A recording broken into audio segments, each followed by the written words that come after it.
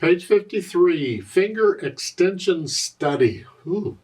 Remember, a study is an etude. They could have called it an etude. This is by a composer known as Hanon, called Hanon. He has a bunch of books. One is The Virtuoso Pianist. If you just like to wiggle your fingers all over the keyboard, that's a great book to have, because you get to wiggle your fingers a lot on that one. Basically, it's just mostly a lot of sequences going up and down the piano in various patterns. A sequence is a pattern of notes that goes up or down the piano. Here, for instance, every measure is the same pattern.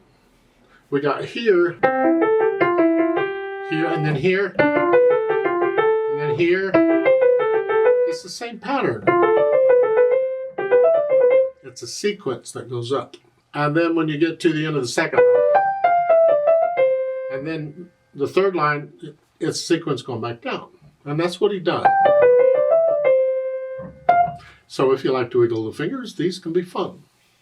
If you do get the book and decide to do some of the stuff in it, I strongly recommend you forget the metronome markings in the book. Those are impossible. Just use your own, keep it slow and steady and even. Don't compare yourself with are people playing it that fast? Only the super best. That's no, otherwise no. There is no real speed. It's up to you on what you can handle. So let's just go through this pattern. Both hands are playing the same pattern, but you're using different fingers. So it's here, and the first one is next. There's always an extra one in there, and then the rest of the notes are all seconds. They're all steps. So here, and then come up, and here. This is how we're able to move up.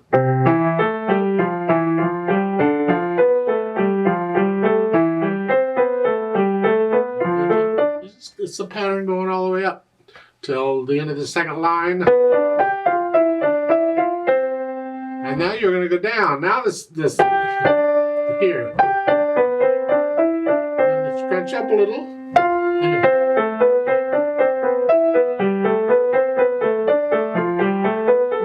Just see the pattern, and now you're just going to go down.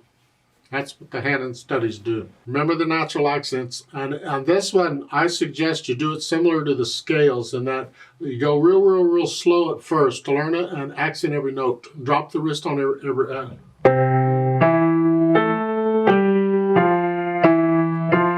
because the weight's pushing it down. That's all. And then you speed it up a little bit, accent every other note, and drop the wrist on the accent.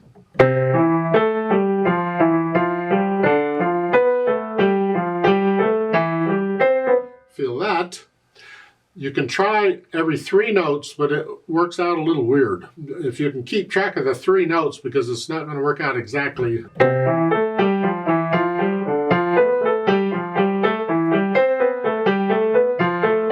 So every 3 measures it works out. That's a little strange. You may not want to do 3 notes, but try 4 if you go fast enough, every 4 notes.